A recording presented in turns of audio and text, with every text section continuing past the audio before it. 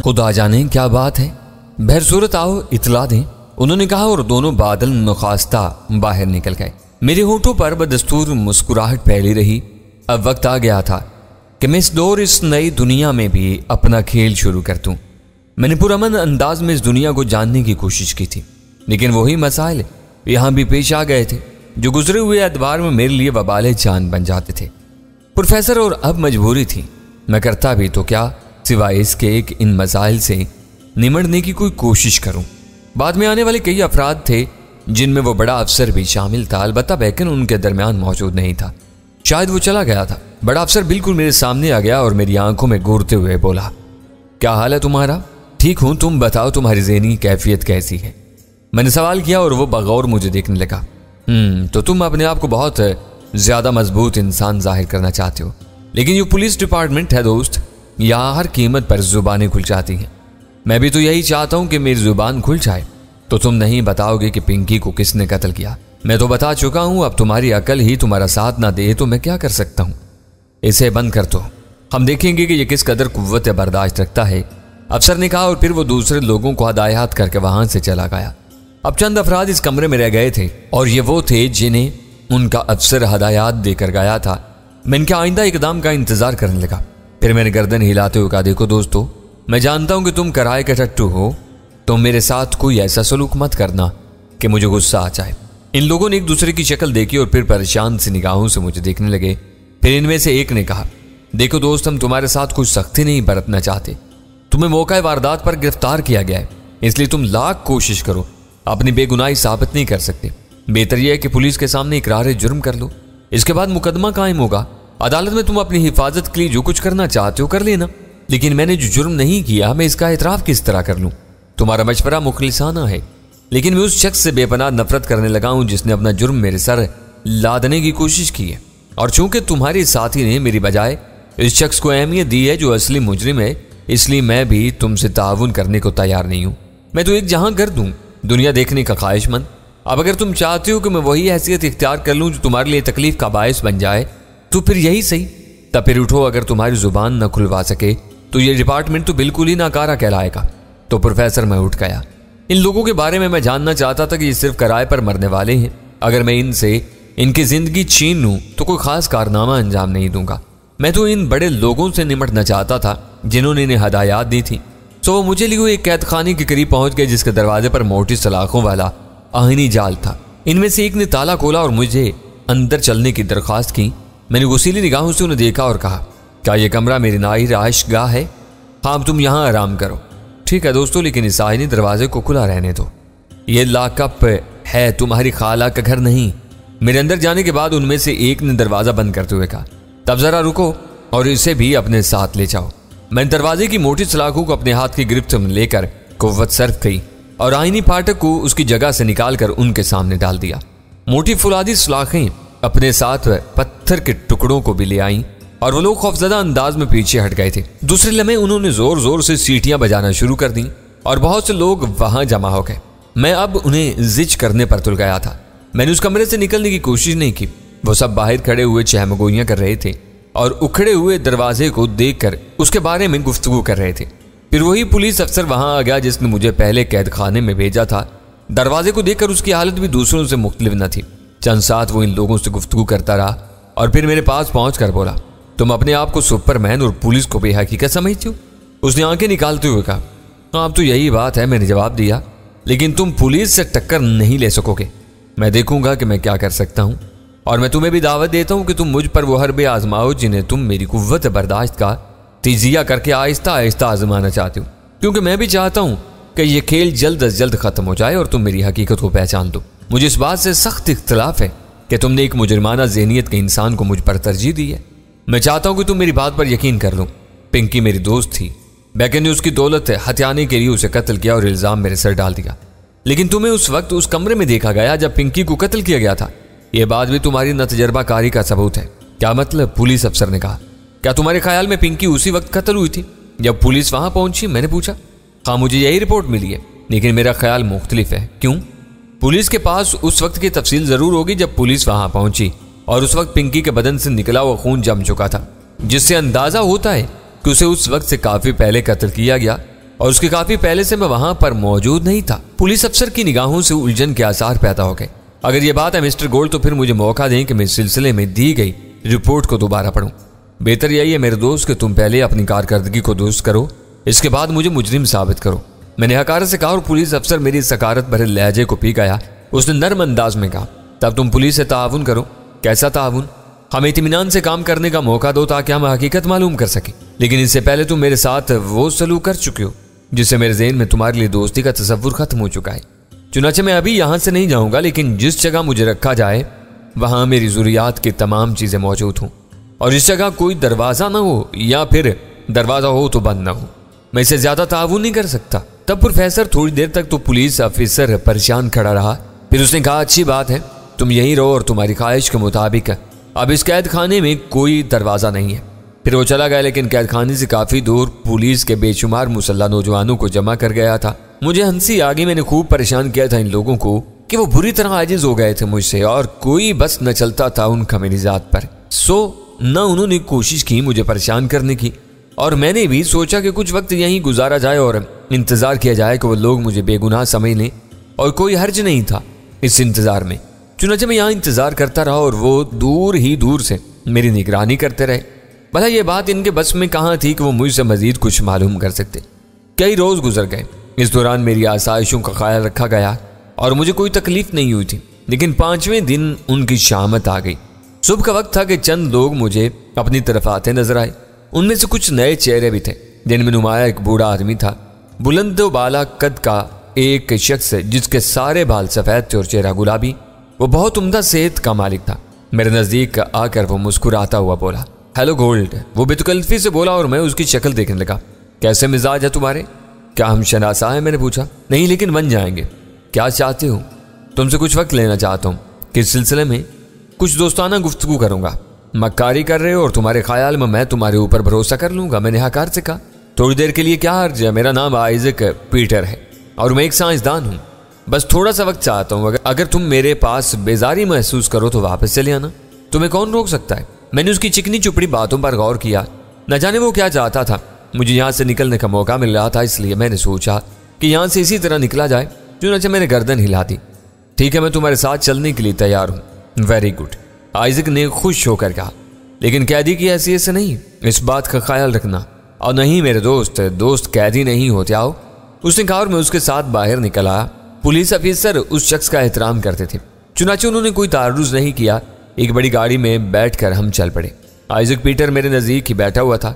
मुझ पर निगाह पड़ती तो वो दोस्ताना अंदाज में मुस्कुरा देता। यूं एक नया सिलसिला शुरू हो गया प्रोफेसर, और देखना यह था क्या वो मिस्टर आइजक क्या चाहते थे। तुम तो अब बाकायदा अंग्रेजी के अल्फाज इस्तेमाल कर रहे हो, फरजाना ने मुस्कुरा कर कहा, और मैं चौंक कर फरजाना को देखने लगा। मैंने हमेशा वक्त की जुबान बोली है, माहौल की जुबान समझने में मुझे कभी कोई दिक्कत पेश नहीं आई, और इस सिलसिला में मैंने कभी खुद को माजूर नहीं पाया। एहसासात के इजहार के लिए अल्फाज की साख्त बदल जाती है, मफहूम नहीं, और मैंने मफहूम से साख्त तलाश की है। प्रोफेसर खाबर गर्दन हिला रहा था। आइजक पीटर जिस इमारत से मुझे लेकर गया वो सुर्ख पत्थरों से बनी हुई थी। गो उसकी शक्ल पुराने दौर के बादशाहों के महल्लात की सी तो नहीं थी, लेकिन तर्ज तामीर में मुमासलत जरूर थी। मजमूई तौर पर उसे एक हसीन इमारत कहा जा सकता था। थोड़ी देर के बाद आइजक पीटर ने अपनी कार उस अजीम शान इमारत के दरवाजे के नजदीक खड़ी कर दी। दरवाजे के करीब 2 आदमी मौजूद थे जो तेजी से आगे बढ़ाए और उन्होंने मौदबाना अंदाज में आइजक पीटर के लिए कार का दरवाजा खोल दिया। आइजक पीटर नीचे उतरा और फिर घूमकर उस तरफ आया जहां मैं बैठा हुआ था। फिर उसने वो दरवाजा भी खोल दिया जिससे मैं नीचे उतर सकता था। आओ मेरे दोस्त, नीचे आ जाओ। और हाँ, क्या नाम है तुम्हारा? शायद गोल्ड है। हाँ मिस्टर गोल्ड, तुम्हारा नाम देने में या इसे याद करने में कोई दिक्कत नहीं होती। ये तसव्वुर ज़हन में रखना पड़ता है कि तुम्हारे बदन का रंग सुनहरा है और बदन की इस मुनासबत से तुम्हारा नाम गोल्ड ही होना चाहिए। मैंने कोई जवाब नहीं दिया और खामोशी से नीचे उतर आया। आइजक पीटर का अंदाज बड़ा दोस्ताना था। उसने मेरे हाथ की उंगलियों में अपने हाथ की उंगलियां फंसा ली थी और फिर वो चहलकदमी के से अंदाज में अंदर दाखिल हो गया। ये मेरी छोटी सी दुनिया है गोल्ड, और इस दुनिया में मैं अपनी जिंदगी को महसूर कर चुका हूँ।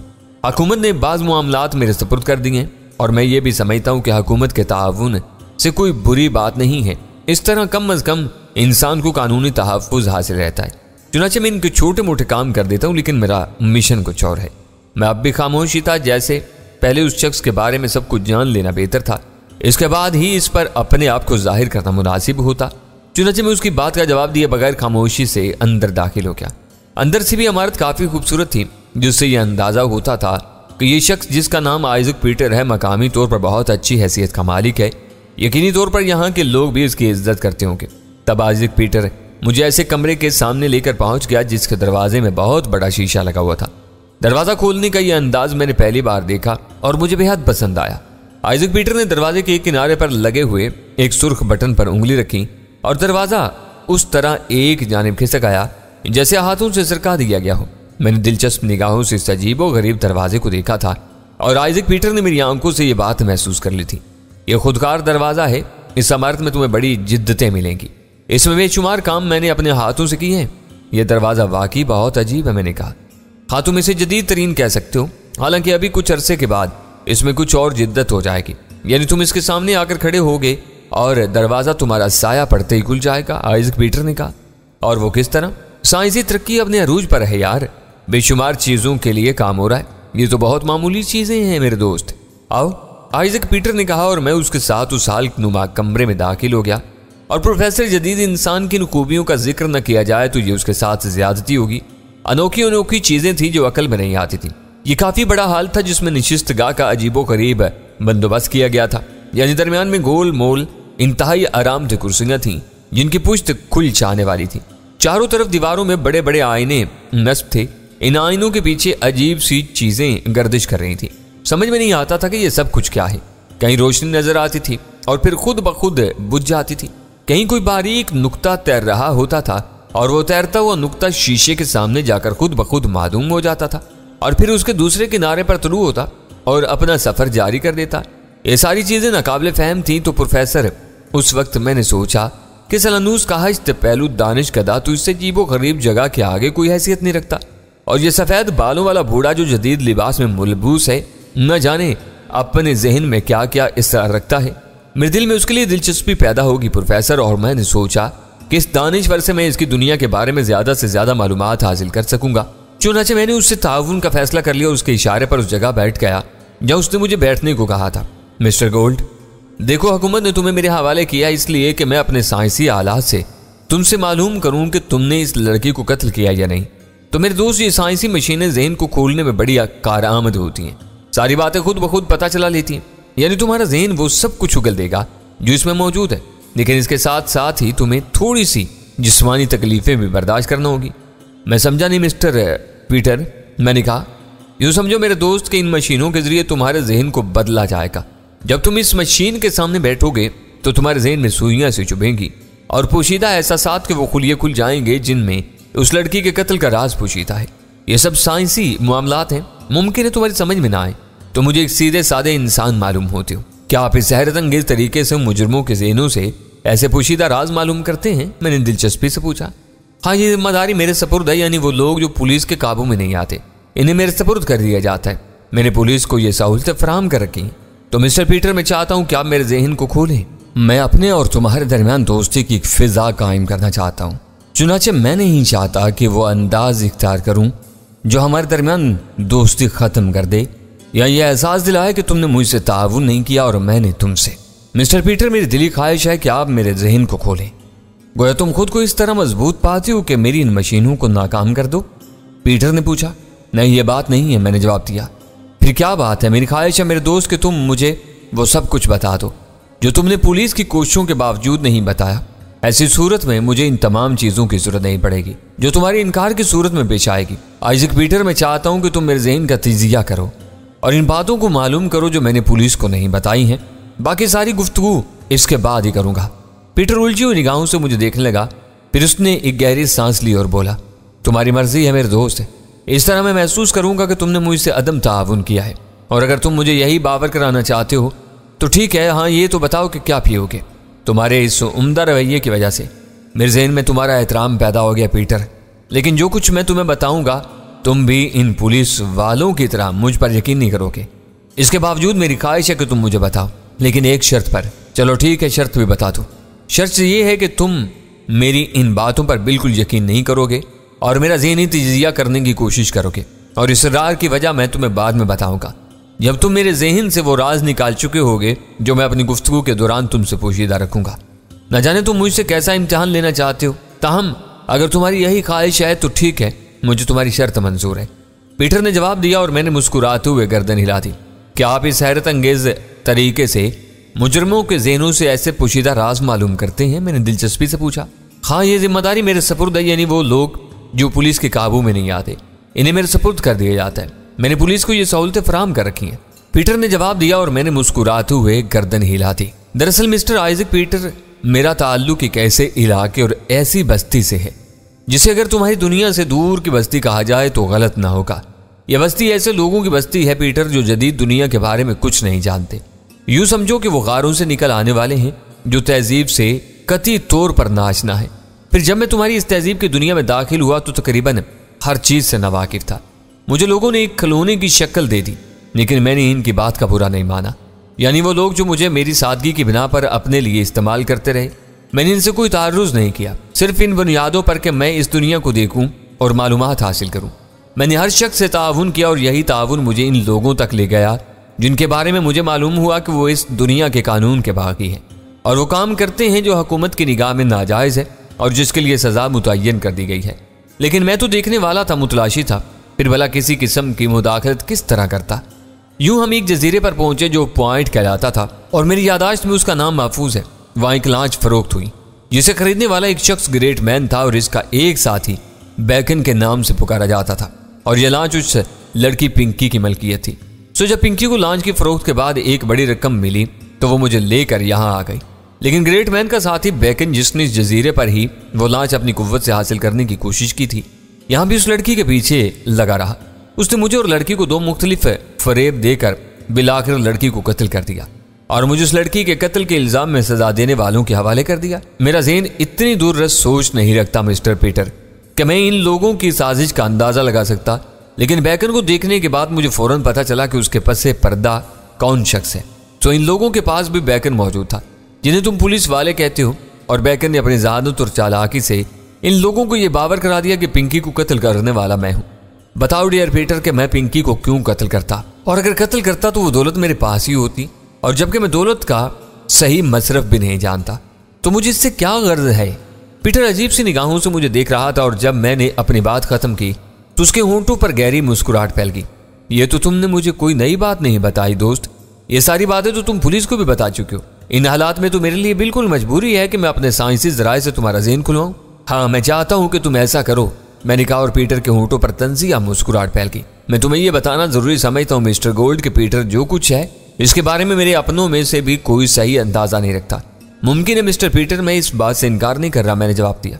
ऐसी हालत में मिस्टर गोल्ड मैं तुम्हें आखिरी मौका देता हूँ कि बगैर किसी अजियत और तकलीफ के मुझे सच सच बता दो और इसके बाद मैं तुमसे कोई बात नहीं कहूँगा। वादा करते हो मिस्टर पीटर? मैंने मुस्कुराते हुए कहा। किस बात का? कि इसके बाद आप और कोई बात इस सिलसिले में मुझसे नहीं कहेंगे? हाँ, मैं आपसे आखिरी बार कह रहा हूँ मिस्टर गोल्ड कि मेरे ताउन से फ़ायदा उठाएं। तो मैं आखिरी बार इनकार कर रहा हूँ मिस्टर पीटर, और आपको दावत देता हूँ कि मेरे ज़हन से वो तमाम चीज़ें अखज़ कर लें जो आपके लिए कारआमद हो। मैंने कहा और पीटर ने एक गहरी सांस ली। बेहतर, उसने पुरस्कून लहजे में कहा और फिर उठ गया। क्या आप मेरे साथ तशरीफ लाएंगे? क्यों नहीं, आपके साथ हर मुमकिन ताउन करने को तैयार हूँ। शुक्रिया, आइए, आइजक पीटर ने कहा और मैं खड़ा हो गया। लेकिन आइजक पीटर कमरे से बाहर नहीं निकला था, बल्कि वहीं करीब ही पड़ी हुई एक मेज़ की जानिब बढ़ गया। मेज़ के नज़दीक पहुंचकर उसने मुझसे कहा कि मैं मेज़ पर लेट जाऊं। एक बात बताएं मिस्टर आइजक पीटर, मैंने सवाल किया। जी पूछें। आप इन लोगों से ये कहकर मुझे यहाँ तक लाए हैं कि आप मेरे बारे में सब कुछ मालूम कर लेंगे और मेरी ज़ुबान खुलवा लेंगे, सब कुछ तस्लीम करा लेंगे मुझसे कि मैंने पिंकी को कत्ल किया है? हाँ, मैंने यही कहा है उनसे, लेकिन आपके इल्म में यह बात है कि मैं इनमें से बहुत से लोगों के काबू में नहीं आ सका। क्या कहना चाहते हो? यही कि अगर मैं इस मेज़ पर लेटने से इनकार कर दूं तो आप कौन से ज़राए इस्तेमाल करेंगे? ओह, पीटर ने गर्दन हिलाते हुए कहा, गोया तुम मुझसे ताउन पर आमादा नहीं हो। मुमकिन है ना हूं। अगर तुम मुझसे ताउन नहीं करोगे तो मेरे दोस्त मैं तुम्हें बेहोश कर दूंगा। खूब, वो किस तरह? मैंने मुस्कुराते हुए पूछा और दफातन पीटर ने जेब से एक पिस्तौल निकाल लिया। वैसा ही मशीनी खिलौना जो इंसानी जिंदगी छीनने के काम आता था, लेकिन इसकी शक्ल जरा मुख्तलिफ थी। वो सामने से काफी लंबा और फैली हुई शक्ल में था। मेरे होंठों पर मुस्कुराहट फैल गई और मैंने कहा, मिस्टर पीटर, अगर ये खिलौना भी मुझ पर कारआमद ना हो सका तो? ये खिलौना नहीं मेरे दोस्त, बल्कि मेरी एक मखसूस ईजाद है। इसमें से गोली नहीं निकलेगी, बल्कि एक ऐसा गुबार निकलेगा जो हाथी को भी होशो हवा से बेगाना कर देता है। तो मिस्टर पीटर, आप इसे मुझ पर आजमाइए। क्या तुम दीवाने हो? आइजक के लहजे में झुंझलाहट पैदा होगी और मैं हंस पड़ा। हाँ, कुछ ऐसी ही बात है। अगर ऐसी बात है तो जहन्नुम में जाओ, आइजक पीटर ने कहा और इस खिलौने का रुख मेरी तरफ करके फायर कर दिया। जर्द रंग का गुब्बार इस खिलौने के रुख से निकला और मेरे चेहरे से टकराया। लेकिन प्रोफेसर, तुम्हारा क्या ख्याल है? मैं बेहोश हो जाने वालों में से था। मैंने प्रोफेसर खावर से सवाल किया। प्रोफेसर खावर मेरी जानिब देखने लगा, लेकिन उसने कोई जवाब नहीं दिया। इस दास्तान की दिलचस्पी बोलने का मौका ही न देती थी। चुनाचे चंद साथ के इंतजार के बाद मैंने कहा, आइजक पीटर की कोशिश बेसूद ही रही थी प्रोफेसर। गुब्बार मेरे चेहरे से टकराया और मुंतशिर हो गया। मेरे होंठों पर मुस्कुराहट खेल रही थी। आइजक पीटर की यह कोशिश नाकाम हो गई थी। आइजक पीटर, तुम लोग वो सब कुछ नहीं कर सकते जो आज तक करते आ रहे हो और करना चाहते हो, मैंने कहा। लेकिन आइजक पीटर ने मेरी बात का कोई जवाब नहीं दिया। उसने एक साथ 2-3 फायर मेरे चेहरे पर कर दिए थे और अब वो इसके नतीजे का मुंतजिर था। लेकिन मैंने उसके चेहरे पर शदीद हैरत के आसार देखे। उसने अपने हाथ में दबे हुए आले का रुख अपनी जानिब किया और उसे देखने लगा। फिर उसके बाद उसने हवा में फायर किया और यके बाद दीगर कई फायर उसने मेरे चेहरे की जानिब कर दिए। बेकार है, मेरा ख्याल है अब तुम इसे जेब में रख लो, मैंने उसे समझाने वाले अंदाज में कहा। यह बात मेरी समझ में नहीं आई। उसने परेशान लहजे में कहा, बहुत सी बातें तुम्हारी समझ में नहीं आएंगी आइजक पीटर। बहरसूरत मैंने एक ख्याल पेश किया था कि अगर मैं तुम्हारी बात ना मानूं और अगर मैं चाहूं तो तुम्हारी गर्दन तोड़कर तुम्हारे हाथों पर रख सकता हूं, लेकिन मैं ये नहीं करूंगा। इसकी वजह यह है कि मैं तुमसे ताउन करना चाहता हूं। मैं इस अजनबी बस्ती से आया हूं जो तहजीब से नाशना है और यहाँ आने के बाद मेरे दिल में बेपनाह आरजू है कि मैं तुम्हारी दुनिया के बारे में वो सब कुछ मालूम करूं जो यहाँ मुझे मालूम हो सके। लेकिन आइजक पीटर, तुम सब अपनी अपनी बातें करते हो। तुम सब खुद गर्ज हो। तुम सब सिर्फ वो बात सुनना पसंद करते हो जो तुम्हारे मतलब को पूरा करती हो। दूसरे के लिए ना तो तुम कुछ करते हो और ना ही कुछ करने की ख्वाहिशमंद हो। तुम सब बेपनाह खुद गर्ज हो, इतने कि मैंने कभी इस तरह के इंसान नहीं देखे। मैं तुमसे मायूस हो गया हूं और मैं नहीं कहता कि इस कदर मायूस होने के बाद मैं तुम्हारे दरमियान रहूंगा या यहां से चला जाऊंगा। मैं कोई ऐसी जगह अपना लूंगा जहां तुम में से कोई शख्स ना हो और तहजीब की इस दुनिया को मैं नापसंदीदा निगाहों से देखूंगा। मेरे साथ ऐसा बुरा सलूक हो रहा है। हालांकि अगर मैं चाहूं तो अपने लिए एक बेहतर मकाम हासिल कर सकता हूं यहां पर, लेकिन मैं तुम सबसे नावाकिफ हूं। अभी मैं तुम्हारे लिए अजनबी हूं। मैं अपनी जरूरत पूरी करना चाहता हूं, लेकिन जायज जराए से। बहसूरत आइजक पीटर, इसके बावजूद कि तुम सब मुझे बहुत सता रहे हो, मैं तुम्हारी ख्वाहिश पूरी किए देता हूं। मैं मेज पर लेट जाता हूं, तुम मेरा तजिया कर दो, मैंने कहा और लेट गया। आइजक पीटर अजीब सी निगाहों से मुझे देख रहा था। फिर उसने गर्दन हिलाते हुए कहा, मैं तुम्हें मुकम्मल तौर पर जानने की कोशिश करूंगा। और उसके बाद वो मुझसे थोड़े फासले पर एक जगह पहुंच गया। न जाने वो क्या क्या करता रहा, लेकिन इतना जरूर हुआ कि मशीनें मुतहर्रिक हो गई थी। मैं इत्मीनान से लेटा हुआ था। एक आध बार मैंने गर्दन घुमाकर आइजक पीटर को देखा, जो एक पर्दे के सामने खड़ा हुआ इसे देख रहा था। पर्दे पर कुछ तस्वीरें नुमाया थीं और आइजक पीटर इनका जायजा ले रहा था। काफी देर तक वो वहां खड़ा रहा, फिर मेरी तरफ आया। उसने अपनी मशीनों को देखा और फिर पर्दे के पास पहुंच गया। और प्रोफेसर, वो तकरीबन 4-5 बार मेरे सामने आया और हर बार उसके चेहरे की परेशानी अरूज पर थी। बिलाकर कमरे की सारी मशीनें बंद हो गईं, आवाजें आना बंद हो गईं और आइजक पीटर मेरे नजदीक आकर रुक गया। फिर उसने थके थके लहजे में कहा, बस अब उठ जाओ। हाँ मिस्टर पीटर, क्या हाल है आपका?